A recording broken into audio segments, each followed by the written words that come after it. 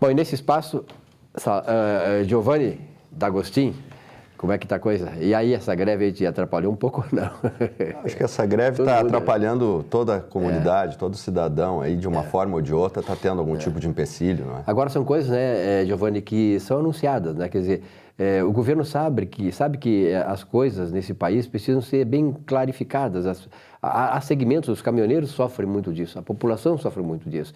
Esse estado grandioso que nós temos aí, que tem que ser mantido através do quê? Imposto e mais imposto, e isso acaba sufocando, né? Mas, de qualquer maneira, tomara que as futuras gerações, logo, logo, né, possam perceber isso, nós venhamos a escolher melhor nosso candidato, mudar essa questão do caráter do brasileiro, de aceitar essas coisas. O cara não aceita a questão do seu time de futebol, fica lá, briga e tal. Agora, pelas coisas que realmente importam, nós agimos de maneira muito omissa, e nós precisamos não ser omissos nisso também. Mas, Giovanni, claro que nós sabemos, a contabilidade é importante para a empresa, para a saúde financeira da empresa. Até que ponto a contabilidade pode contribuir e pode determinar assim, um planejamento dos rendimentos, né, do sócio da empresa? Bom, na lida contábil nós conversamos com os empresários e, via de regra, para o empresário mais leigo, que é, infelizmente, a grande maioria dos empresários, o rendimento que eles auferem, decorrente das atividades da empresa, é o prolabore. Então, o empresário não sabe, daqui a pouco, que existem outros rendimentos que eles podem auferir, decorrente das atividades da empresa, que não sejam prolabore. E que esses outros rendimentos sejam mais vantajosos em termos fiscais. O que acontece? Muitas vezes o empresário possui uma empresa superavitária e aufere renda a título de prolabore. Porque para o empresário a única renda auferível decorrente da atividade da empresa é prolabore.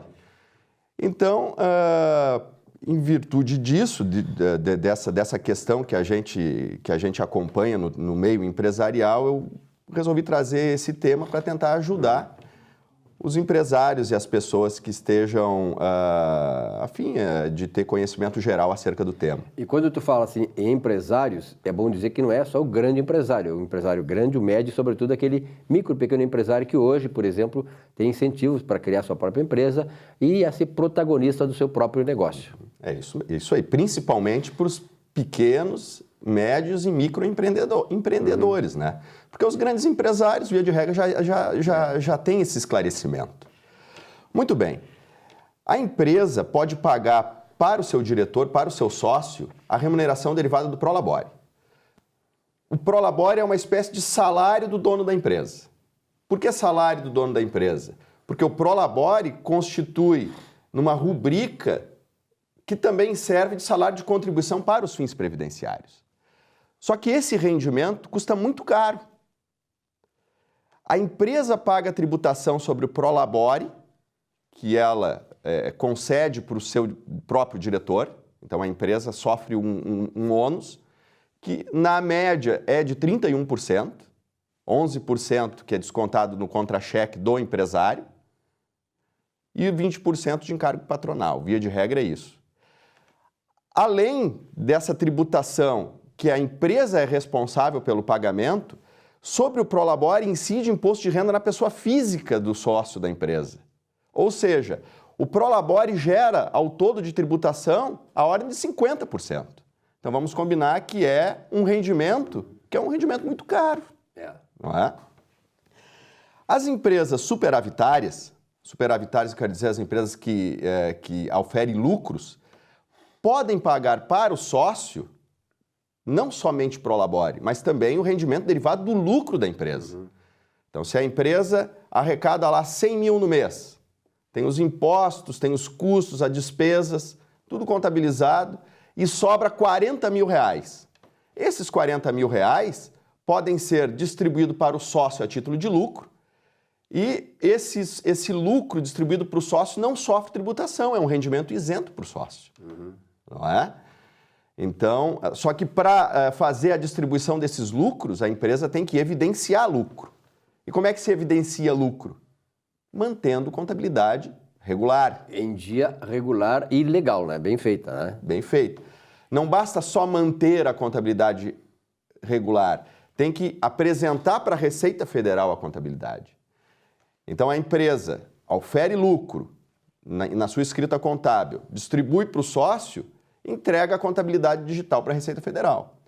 Em alguns casos, não precisa entregar a contabilidade digital para a Receita Federal, que são o caso das empresas optantes pelo Simples e o microempresário individual, o MEI. Né? O MEI sofre a mesma regra.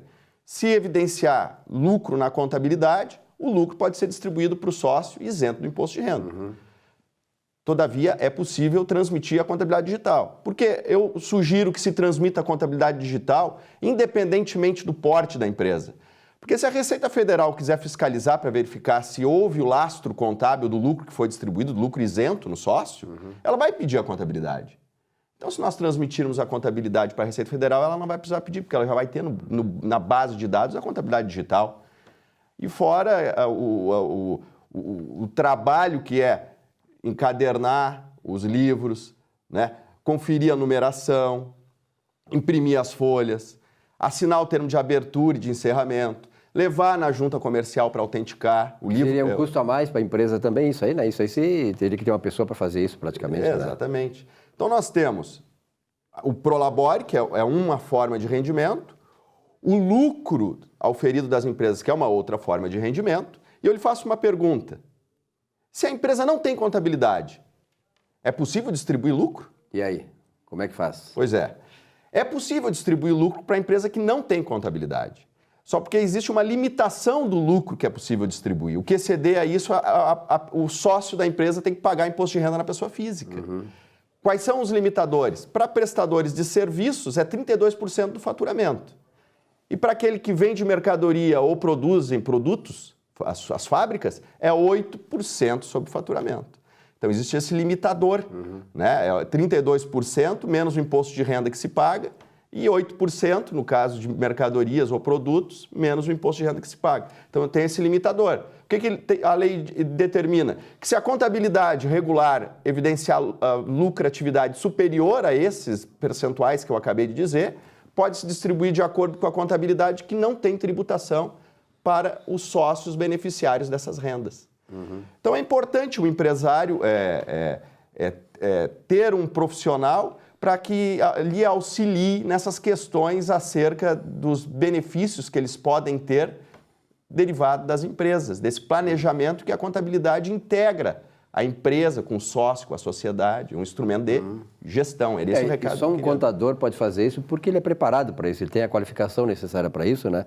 E como eu sempre digo assim, às vezes a falta de um contador pode estar trazendo prejuízo para a empresa. A empresa pode estar pagando além da conta, está fazendo mal as suas devidas escrituras né, contábeis, porque não tem essa pessoa especializada e qualificada para isso. É isso por enquanto? Os dois rendimentos mais comuns eu abordei aqui, existem outros, Prolabore e distribuição do lucro. Mas eu acho que está de bom tamanho esses dois que são os mais comuns e que os sócios das empresas podem analisá-los com cautela e com muito planejamento. Giovanni, obrigado pela tua presença. Boa semana, né? Que tenhamos menos tumulto aí pelas ruas. Obrigado, forte abraço. Um grande abraço, até a semana que vem. Nosso espaço conversando sobre contabilidade.